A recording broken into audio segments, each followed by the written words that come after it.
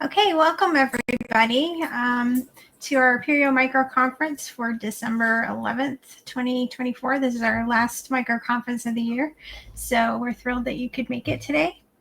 I'm Wilma Hodges. I'm the Sakai Community Manager, and I'm also a member of the Apereo board, and I'll be introducing our speaker today.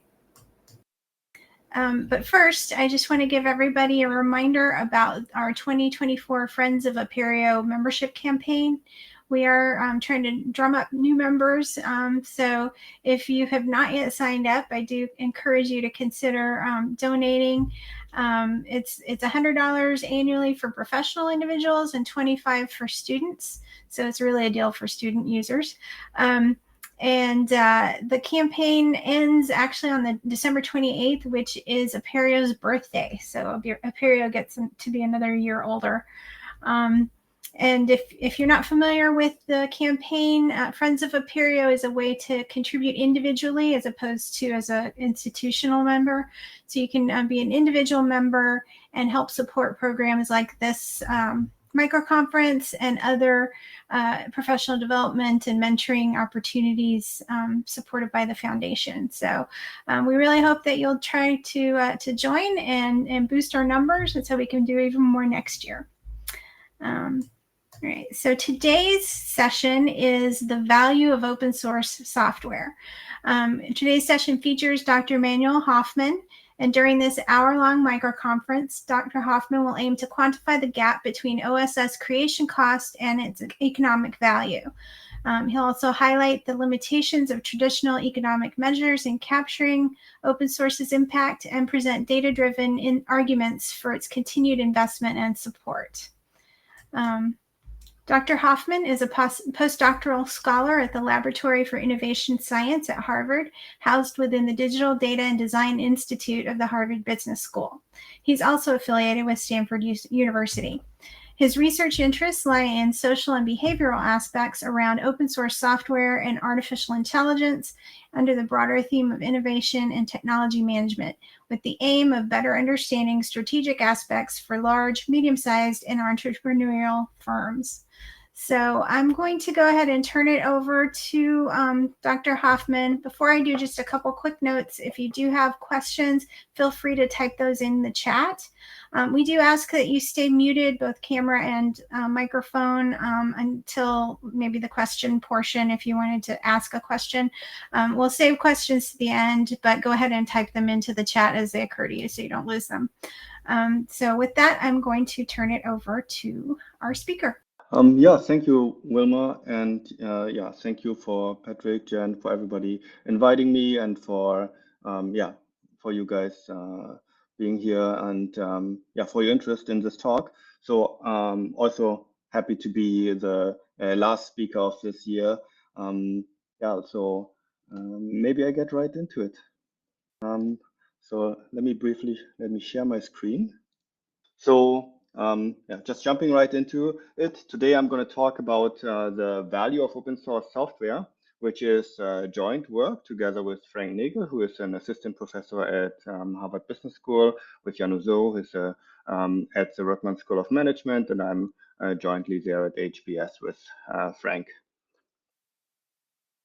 So we like to think about, like, broadly speaking, when you see those logos here, you see Google, Ford, Intel, John Deere. What do all of these companies have in common, right? And well, among other things, they're actually examples of users and contributors to open source software.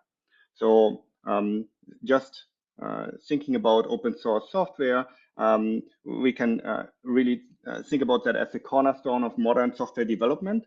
So almost 96% of firm code bases contain some open source software, according to the software composition analysis firm Synopsys, and 76% of the code in firm code bases is open source software. So this is really a tremendous amount of software that is just open source. Whenever we are using some kind of digital tools, in some way we are getting and we are touching open source software, whether we know it or not. It's particularly important for cutting edge technologies such as artificial intelligence, quantum computing, big data, and analytics, which are all more and more where open source software is really helpful for driving those innovations. So to quote venture capitalist Mark Andreessen, he was saying in 2011 that software is eating the world. And nowadays, Joseph Jacks, another venture capitalist, was saying that actually open source software is eating software faster than software is eating the world. So open source software, right, for those who are not familiar, it's software whose software code is publicly available under some permissive license. And there is free open source software, which we can think about as a public good, which is non-excludable, so everybody can use it, and it's generally non-rival. If I use it, it doesn't mean that you can't use it as well.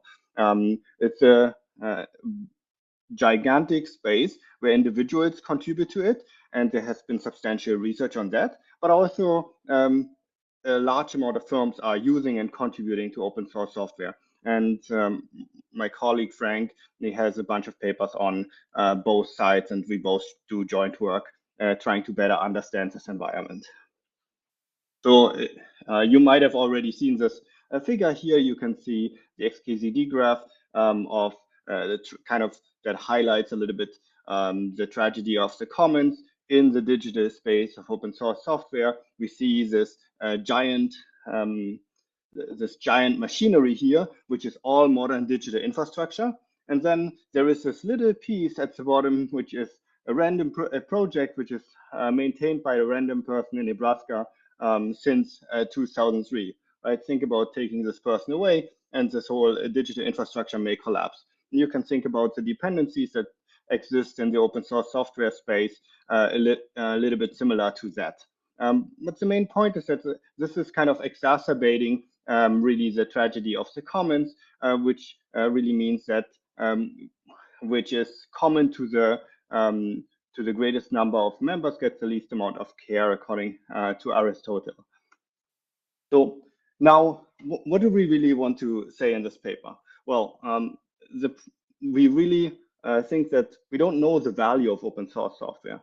Now, it's not accounted for in traditional gross domestic product measures, and some companies may not be even aware of productivity or cost-saving benefits that comes from open source software. Now, we just think about it in a very simple way, where the value could be just the price times quantity. And then for open source software, that would mean, well, the price of open source software is 0, and the quantity is technically, it's infinitely replicable, right? You can make a substantial number of copies since licensing allows for free copying, and usage is not substantially tracked. So we have issues on both sides of P and Q on this equation on the right-hand side.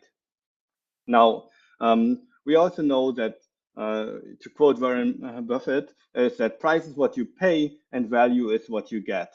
And so we know that the price is not necessarily exactly the value that you're receiving, right? And but also that a quote that is attributed to Peter Drucker is that if you can't measure it, you can't improve it, which really goes to the heart of the importance of measuring open source software, because a lot of people have to justify, why am I using open source software? Why am I contributing? Why am I creating open source software when I'm working in a firm context? It's hard to do that if there's no kind of price attached to that. So we are asking really here as a contribution to the literature, how much would we lose if open source software did not exist? So you can think about that in a similar sense as how much would it cost to replicate the whole universe, or broadly speaking, the universe of open source software code. And we try to tackle the issues of the price and the quantity, where we try engaging in calculating the price through different methods. One is the replacement value, another is the purchase price method. And for the quantity, we use two large data sets. One called a census, which has internally focused data, and one built with, which has externally focused data. which I will introduce in a bit. So to dive a little bit more into the methods that one can use, I want to introduce two broad methods, right? We can think about the firm. It has either input market or output market. And here the first method could be, we could just look at the output market. So we could just look at the goods that firms are producing, and then, well, maybe they're producing some open source software code, but we don't have a price attached to those open source software packages. So what we need is we need price substitute goods. And there's a general case has been made in a broader sense by a Nobel Prize winner, Nordhaus, that goes beyond open source software in a different context of the environment to measure quantities that are, or prices that are unknown through kind of substitute goods. Greenstein and Nagel, they have measured the value of Apache by using this price substitute goods approach, by using basically Microsoft servers as a substitute good. And Mosiano and Gurov, they built onto that, then estimating later on the value of web servers and attributing to it a value of around $4.5 billion. So the really nice thing about this approach is that you have usage data available of, in this case, servers, but really you can focus on only one particular type of software because it's so difficult to really have a proper substitute good available. Now, another approach that we are relying heavily on in this study is going to be the input market approach. This is based mainly on the labor side. So we are thinking about using the replacement value via labor cost. So think about just household, the value of household innovations, or just housework, right? Which is basically missing from the GDP. If you are cleaning your house and you just do that in your own spare time, that doesn't have any value attached, so it's not going to enter our gross domestic product. And so how people try to better understand the value of that kind of work is by using an outside wage that you would have had to pay if you're bringing in somebody that would have had to do the work instead of you. And this is kind of the same idea that the open source literature, software literature has followed. There's a great study by Blind and co-authors, which shows that the value of open source software on the supply side, just the creation of software from the European Union, is around $1 billion.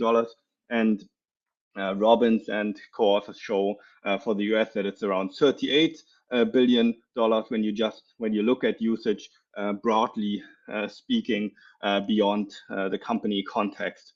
So those are great studies. We are building on those basically, and we are going to estimate the value of open source with that is related to firms across the globe. So we have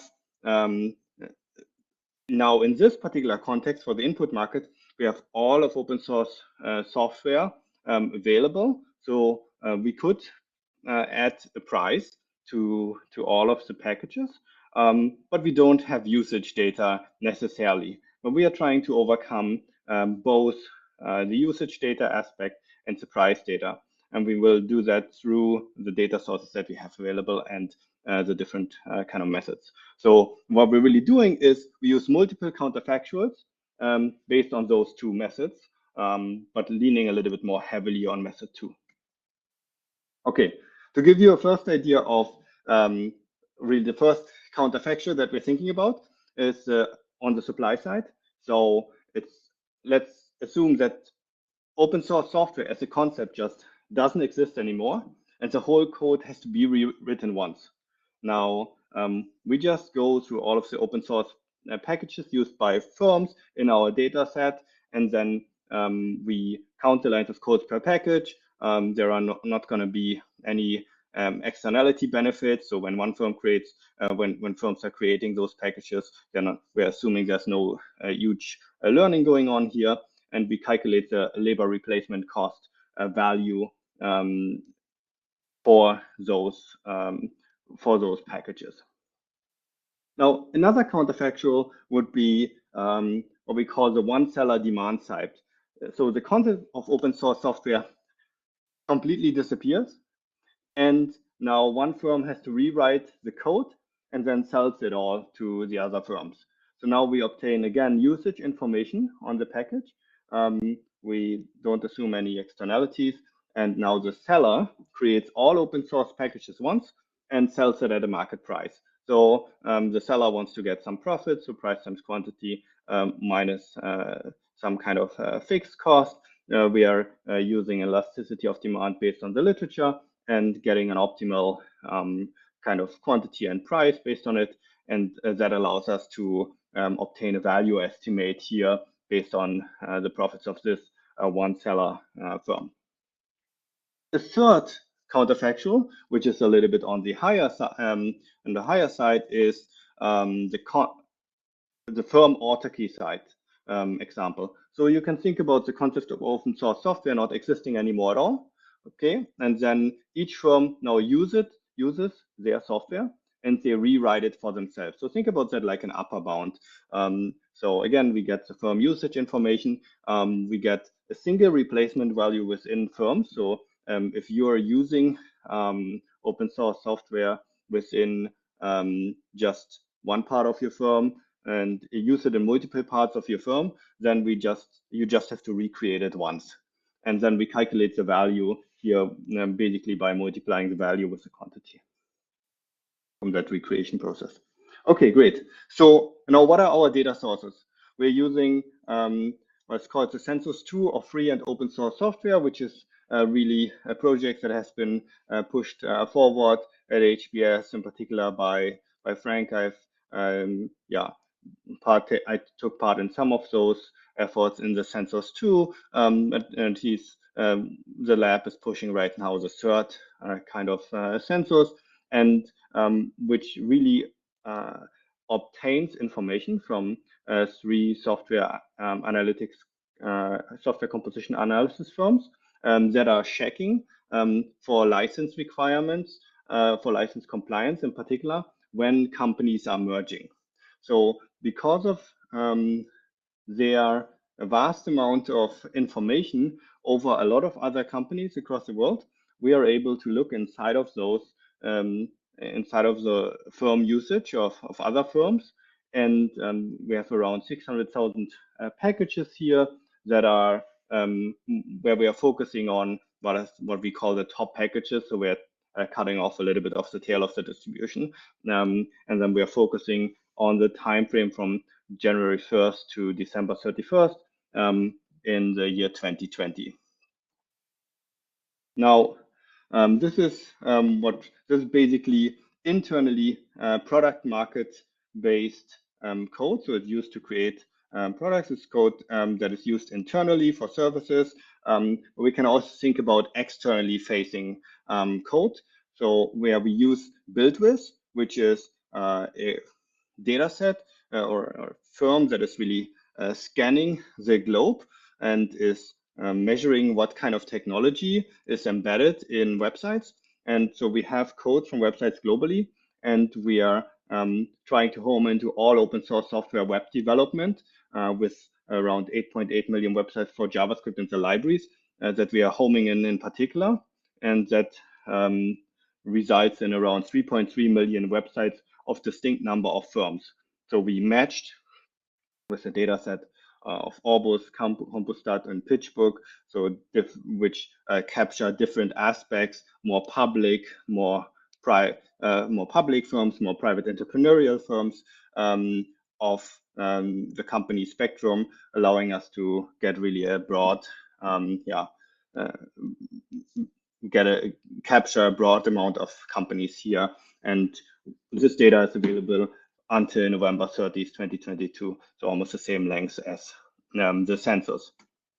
So now we have those two really complementary data sets, which are internally facing and externally facing, which we think don't overlap very much, and that allows us to pool them.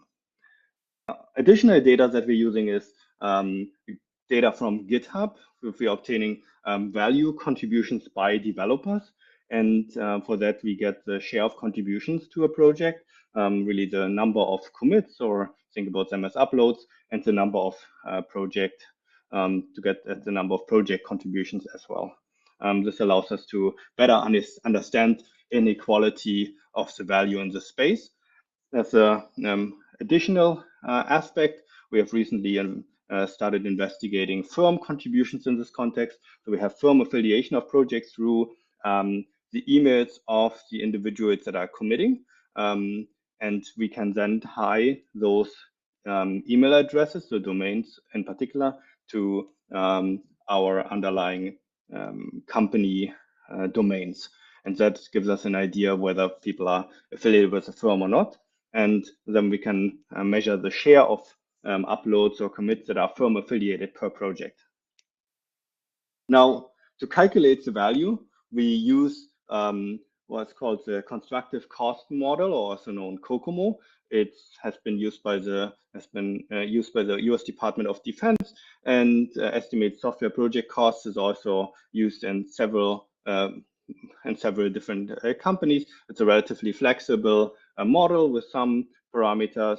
Nonlinear model here you can see on the right-hand side, you're putting in LOC, which really stands for lines of codes in thousands, and then you have this nonlinear transformation really, and you're getting out effort, which is your person month requirements that you need to generate the code. And we multiply that by a wage. So we are obtaining monthly gross salaries that are for different kind of scenarios that range from around 3,000 to 10,000 US dollars from low to high. All right, so we have as our main data sources the sensors within internally facing data set, and you can see we have around 260 million lines of code with the top 5 languages according to GitHub in the year 2020. And you will see which ones those are. That's 189 million websites, and the usage of those packages is around 2 million here. We have lines of code for build with, which are a little bit which are at around 82 million, and 58 million, around almost the same fraction as is for the top 5 languages that you can see. Overall, this is for roughly 1,000 for the internally facing data set. That's a little bit below 2,000 packages. And for build with, that's around 740 packages. All right, so the main takeaway comes really from this particular slide and this table here. So what is the value of open source when we think about pure code, right? We are just focusing on pure code. We're not thinking about any documentation, any empty space. We're not thinking about any particular text files, really pure code. Well, we created 3 different scenarios: a low wage, a high wage, and a global average wage scenario. And we find on the supply side that the value, so when you have to recreate open source software code all once, let's say because it got lost, to reach this point, we have a range between $1 to $6 billion, with for the global average wage, it's around $4 billion. Now, in the one seller scenario, we have actually an estimate that is around $5.25 trillion. And that's quite stable across the different wage scenarios, because it's always going to be a fixed cost, and here the price, so the estimate doesn't change very much. But now that's when we recreate open source software with one seller that then sells it to all of the other firms.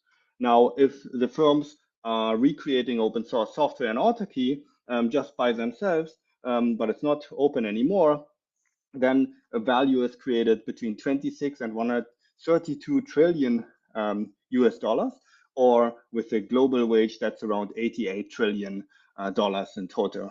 So now let's just think about this medium case here of this one seller who is creates a value of around $5.25 trillion in this counterfactual. So this is a cumulative demand side value over time. And when we think about private firms, they spend around 45% of the value of software on prepackaged software. So now we just, that is for the US. We assume this holds globally. That's around the $2.36 trillion investment. We can add open source software value to it, and that's around $7.61 trillion. And what that really means, this kind of back of the envelope calculation means that firms are spending around 3.2 times more on software, or would have to spend 3.2 times more on software than they currently do.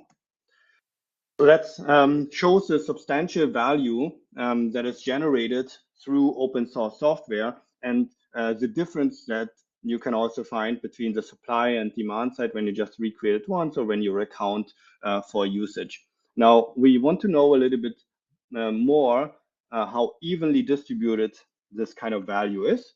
And so we estimated on the supply side the value shares by language. So here you can see the top 5 languages plus Go, according to GitHub at that time, and how they are how the value is distributed. And we can see that if we have to recreate code once, that Go and Java are well represented, followed by C, and JavaScript, TypeScript, and Python are also there, but a little bit lower.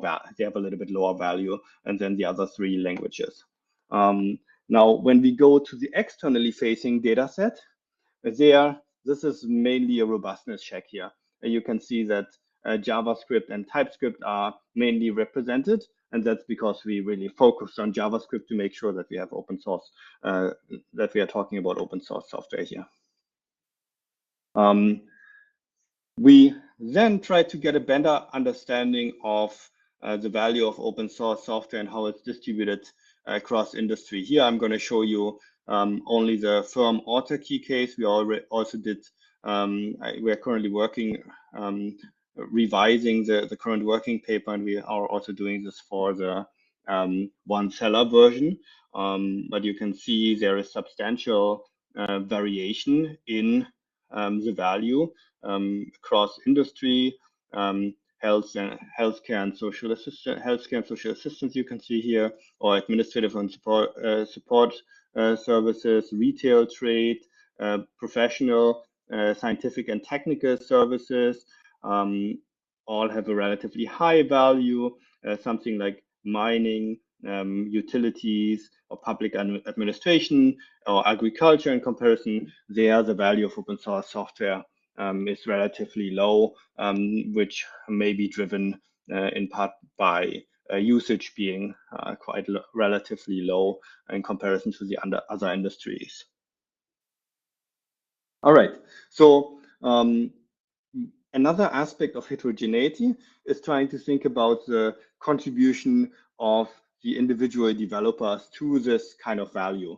And what we are depicting here is on the left, the supply side, recreating open source software once, and the demand side in the firm autarky case. Again, we also have a very similar plot here for the one seller scenario. The basic idea is this kind of a Lorentz curve that you can see in blue, and this shows you the cumulative share of the value and how it is distributed over the population of developers.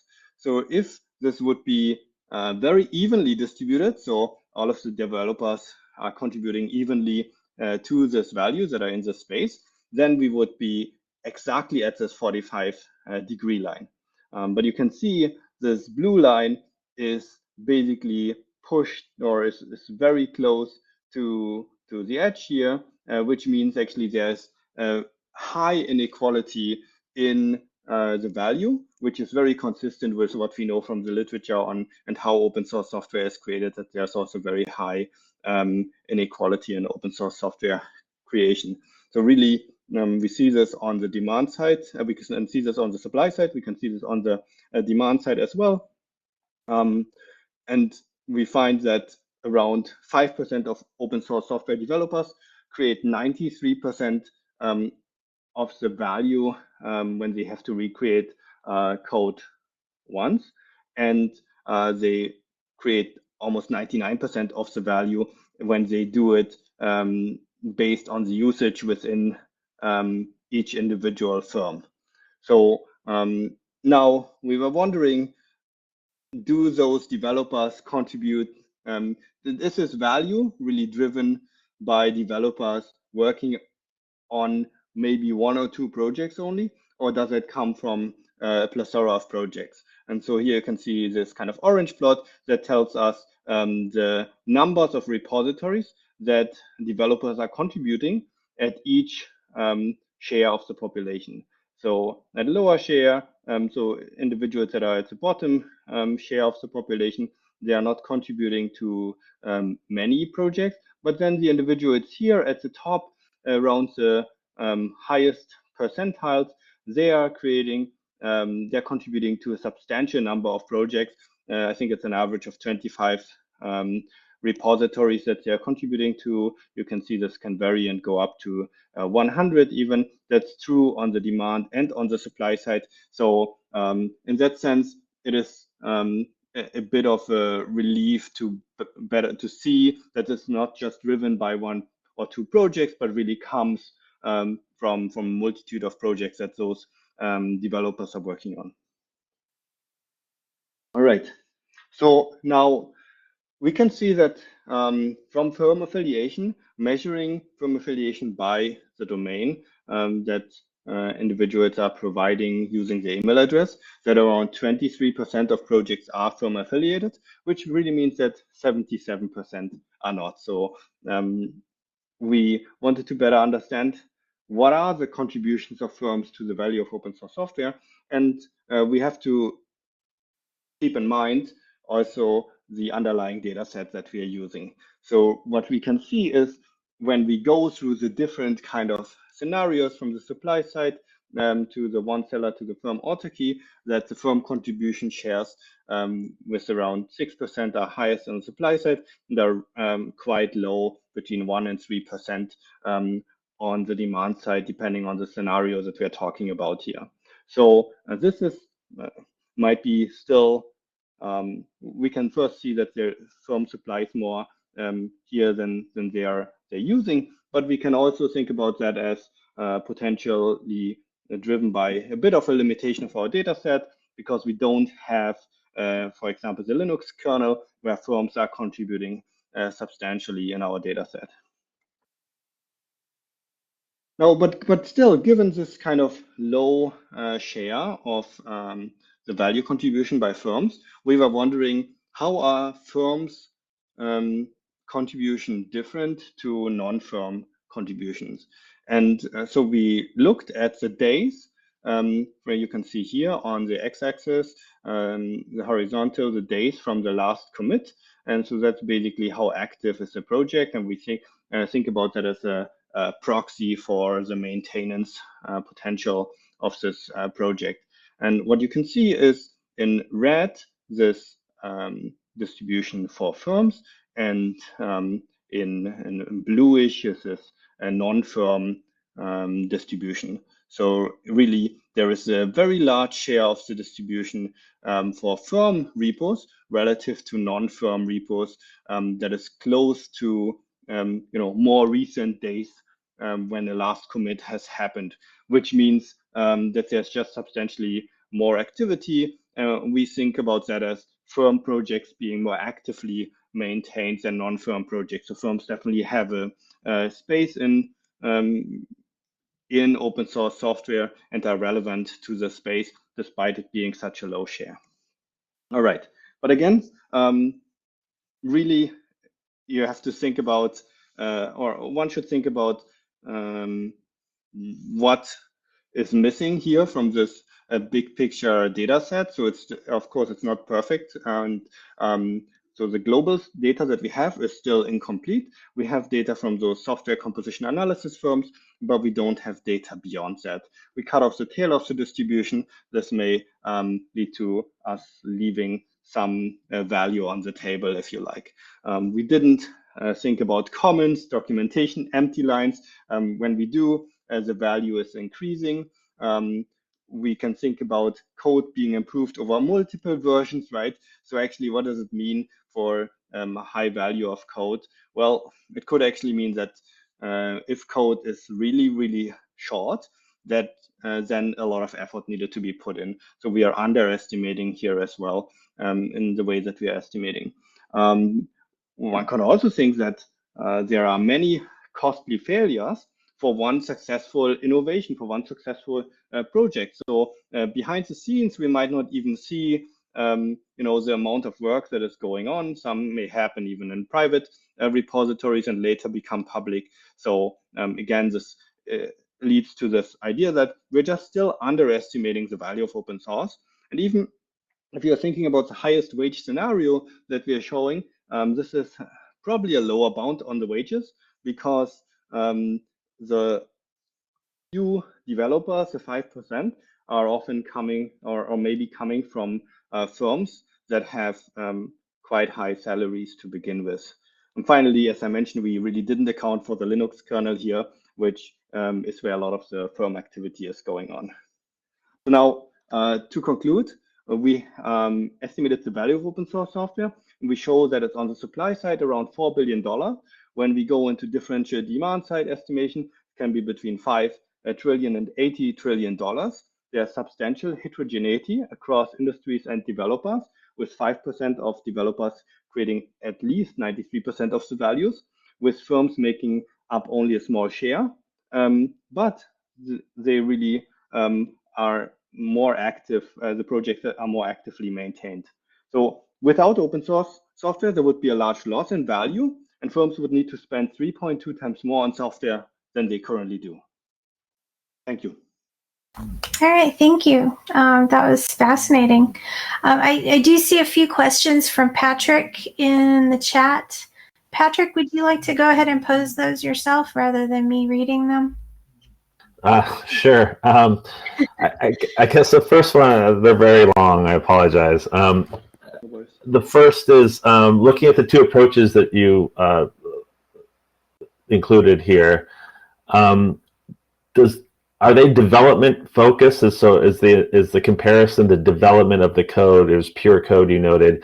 Are other costs typically incurred by commercial proprietary software developers and vendors included? So everything from recruitment and staff retention to HR issue, internal business operations, the costs associated with running the business, the costs associated with recruiting and maintaining developers, and the costs associated with support staff that are non-development staff, marketing, promotions, all those things. I'm guessing that if the software had to be redeveloped and entered the market as a typical commercial application, that the cost of doing that is more than just the development. And much of that in an open source project is handled in different ways. So I wonder if you could talk a little bit about that.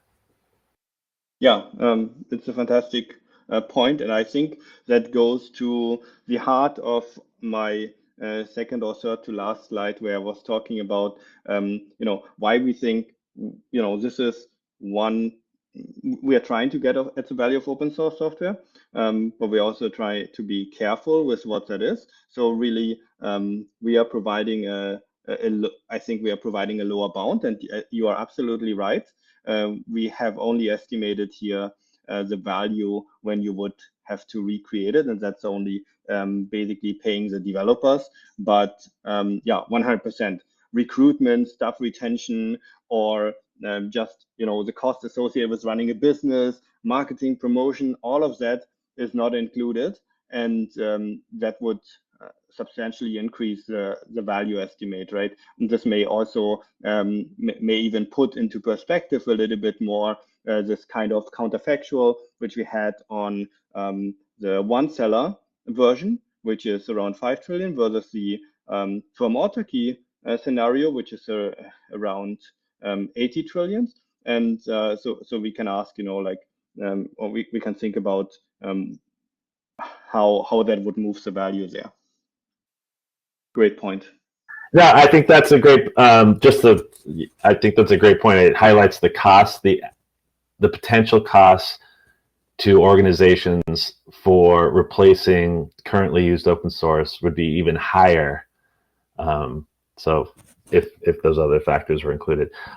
Next, I was looking at I couldn't resist looking at the educational services bar in the graph, since that's what, Apereo's community is all about. And I was wondering if I was interpreting this correctly, because I don't think that anyone, at least in this group, and we probably have a bias being in educational technology, but I don't think anyone would say that higher education and education aren't significant software users. But is that cost lower because education is currently not identified as significant open source software users, therefore their cost to replace current software that's open source with proprietary software would be less because they don't use as much open source? Is that what this means here? So, okay, this is a very, that's a good point, and great to, get some feedback from, looking at particular industries, so the educational services here. I think what may be going on is, potentially, differential usage is one part that can be going on relative to the industry. I don't think it doesn't say it's not important, right? We are saying it's still around, like, in this case, Slice is around $2 trillion. So it's still, I think it's still important, but maybe it's not as high as in other industries. But that, on the other hand, we have to also think about the limitations of our study here a little bit, and maybe I should highlight that a little bit more. We wanted to provide the slicing by industry, but really we can only do this with this outward-facing built-with data set, which contains only JavaScript as a proxy, right? So if educational services are using other open source software that is not JavaScript on websites, then we are not capturing that. We are unfortunately not able to use the sensors and split there by industry, and that's something that we are hoping to push further on with the Sensor 3, and maybe then we can have a version of that where we also have the internally facing open source software value across industry. So by no means is this going to be the final word on the value distribution across industries. I think this is gives the first indication, but it's really keeping this limitation in mind. And to follow up, so I work a little bit with the built-with data set as well, and it doesn't include software that's deeper down the stack. So the OS, it does have some web server. I mean, it'll give you Apache data, but it's not necessarily Tomcat, or, it doesn't tell you what maybe exactly. It won't tell you Linux or FreeBSD. It also won't tell you, if you're using a web-facing platform or service or some tool and then does that tool have embedded open source code in it? So I might have, Patrickware, but Patrickware is actually an amalgamation of multiple open source resources from all over. So how is that? So that's not included in this, right? So that we don't have the deep infrastructure software, and we don't have embedded code that's distributed with perhaps through a commercial license.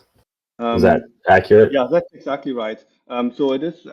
That was the challenge that we were facing as well. To see how we really use that as complementary data to get some insights. But I think you're absolutely right that we just don't have those information from deep down the stack, or for proprietary software that then is relying on some kind of other open source software, where we can see the exact dependencies. But happy to it would be great to better understand that. So if there are some ways to do that, we'd be eager to learn about them and see if we can, like in some version, can think about re-estimating that, for example. Yeah, no, to me, it just means that it's even more. It's another point that the cost is even more. No, that is what we are, right? So that's how we are currently approaching it. Is just saying, yes, the cost would be substantially higher because we are only focusing on JavaScript and we don't include the deeper down the stack, like technology. We're not including any kind of commercial software, relying on other software. 100%. Okay, so Josh has a question. Josh, would you like to come on the microphone and ask your question? Sure, I'd be happy to. So my question is forward-facing. I'm kind of curious what the next steps are for this research looking ahead. Obviously, we at Apereo are looking to make the case for the value of open source software in higher education. So it'll be interesting to see where this goes. This is already, an interesting addition to the set of arguments that we have. So I'm curious what's next for you. Yeah, no, certainly. So, I mean, aside from as researchers, we are trying to trying to publish this work, and that's why you see also a lot of the arguments around, the value will be even higher because we try to be as conservative and careful as possible. But then, in terms of so aside from this more academic aspect, of course, we are trying to see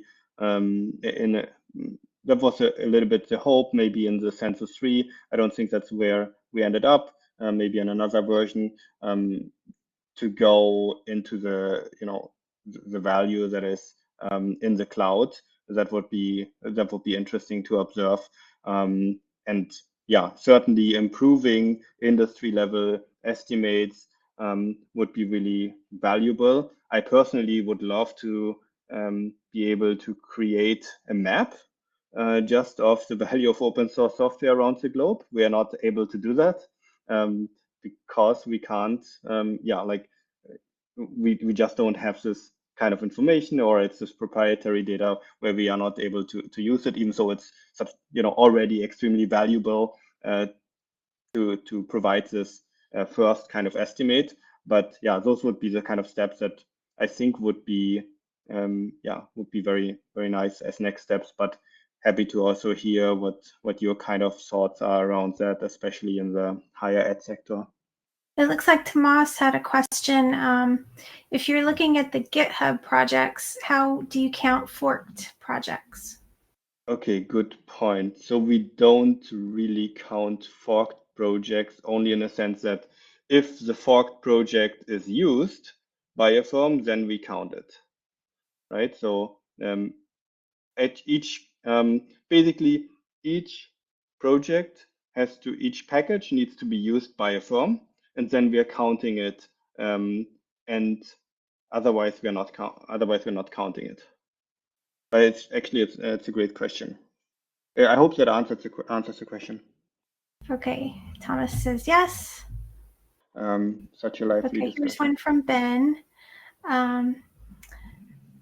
Another argument for this is an underestimate of the cost is the quality. Arguably, the same software written independently by multiple firms would be lower quality than open source version. How can we account for that? Oh, yeah, that is a challenging one. And yeah, it's a good point, right? Because it's this open kind of nature that allows everybody to come in and contribute. I think there is some oversight in firms as well, and people are using nowadays, they use Git and version control software internally as well, and they have the developers that they have. But do they have also firms are relying on open innovation for a reason, because they don't necessarily have the experts in-house. So I agree, there is some room for this quality argument, that maybe it's not going to be exactly the same type of quality, or maybe they need more iterations to get to the same level of quality, which would again lead to, as you point out, this kind of underestimation idea. great point. Patrick, did you have another question? I see you typing. I'm embarrassed to be such a monopoly at any time. I'm just thinking it's sort of a snarky comment that GitHub, GitLab, Bitbucket, they should use these same equations to calculate the value of contributors. Like, what would it cost to have paid for this contributor's time? They could make it a little, I don't know, badge on your GitHub profile so that people could contribute your contributions as sort of a way to pay for the contributions that developers are spending. Sorry. Yeah, I love that idea. I mean, like, yeah, we are in contact with GitHub, so it is something that we can certainly suggest. And we are actually, well, like my colleague Sam Boisel, he worked on a version of estimating the value using survey data with where we try to better understand also how much like how many OSPOs are there, or like trying to home into the OSPO population in open source software, yeah, like into the OSPO population in particular, and yeah, they are trying to think about exactly that, how to bring the methods that we have, which is in the simplest form, right, just this labor replacement value method. How do we bring that to the community and make it more, make it easier for firms and everybody really to use? And it's not a like difficult method to apply. So certainly they could use it and then create some kind of badge. That would be fantastic. Oh, Tomas's point, I think, is excellent. Yes, he says, I can also imagine huge compatibility issues. Just imagine everyone writing their own OpenSSL. Right. No, 100%. There needs to be some coordination that needs to be going on for some projects beyond each individual firm. Otherwise, there's not a lot of value that is gained for something that is overarching infrastructure. And I think that's the point here. Yeah, 100%. Great point. We have yeah, so many valuable additional insights just on the underestimation side. Are there overestimation aspects you would point to? I think what was pointed out that we can't really do much about is when individuals are using so they like you're using a package and you're using maybe one particular function only. Does that mean that we should recreate the whole package that you have used, or just that particular function that you needed? But maybe to get to that function, you also this whole package needed to be created first. So it's not quite clear how we can, split up the value for packages where you would only recreate parts of it. So that could be like an argument for overestimation, but I would argue that is not as high on the list and is actually substantially outweighed by all of the underestimation arguments. We're trying to make that case. So Ben also has another question, and he says this is more of a philosophical question. Generating an economic value model is beneficial from a corporate standpoint, but do we risk taking the fun out of it for volunteer contributors by talking about their work in terms of economic value? And he says it's not a leading question because he's pondering it himself. I mean, yeah, there is certainly some aspect where we have to be careful about how we incentivize individuals and whether, and like, I think talking about the value is fine. I think in a sense that should be validating for individuals to know that what they're creating has value. But I think where really the problems could come in is where you have to be careful if you're crowding out intrinsic motivation, and that's really like taking out the fun, as you say, and by using extrinsic motivations, by using monetary means. And that's what we are trying to think about as well, together with GitHub and with other partners, on like how could we encourage developers to create secure open source software while not crowding out intrinsic motivation. And there has been literature on that for, I think, some of the GitHub projects that are funding that are funding developers, that where you can observe such kind of potential crowd out. So it's it's something that I think is still an ongoing challenge. Ray also has a question. If you're using open source software in your analysis, did you compare your costs to commercial versions? Yeah, so that's very challenging. We have one version, which is basically a back of the envelope in our appendix, where we just say, like, let's create a bucket of a couple of goods that are substitutes goods, commercial versions that we can compare to the open source software versions. So we have some prices there, and when you then just multiply the price with quantity, you're getting a huge overestimate of we think of the value. So you're definitely gonna get it wrong if you're just approaching it from this side. So we have done this, but it's also, we have done it only for a few goods, for a few open source software packages where there is a substitute available. The real problem is that for many, many, many packages, there is just not any proper substitute available because they are just, like pieces that are put together, and then I take this piece, I take different kind of packages from everywhere, and then use them in another project.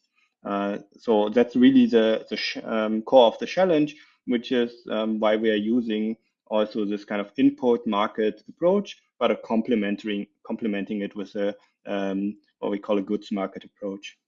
All right, and just real quickly, Anne-Marie has an excellent point. She says, I think that's a super question. This is going back to Ben's question, I believe. Intrinsic motivation is important, but we also know there's a sustainability issue in open source. So at some point, we do also need to think about the value of free labor, given how commercial software is built on top of open source software. So I think that's definitely a good point. 100%. Agreed. All right, so we are at the top of the hour. I don't want to keep people, so we want to be respectful of everyone's time.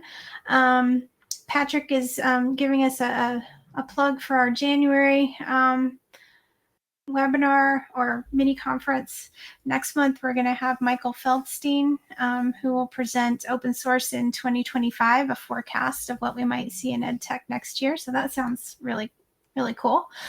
So thank you so much, Manuel. This has been a very enlightening conversation, and we look forward to tracking your research and seeing what you do next with it, and using it hopefully as a way to kind of bring awareness to folks about the value of open source.